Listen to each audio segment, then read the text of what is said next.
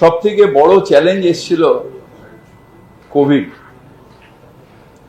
সেই কোভিড কালে কলকাতা কর্পোরেশনের যে মানুষের প্রতি কমিটমেন্ট এবং তাতে কোয়ারেন্টাইন সেন্টার তৈরি করা, মানুষকে দৈনন্দিন জিনিস দেওয়া, কলকাতাকে পরিষ্কার রাখা, ওই সময় যখন মানুষ বেরোতে চাইছিল না, কার কি রোগ, নিঃশ্বাসে রোগ ছড়াচ্ছিল, সেই সময় দাঁড়িয়ে আমাদের কর্মচারীরা সেই সব জঞ্জাল পরিষ্কার করা, কলকাতা যাতে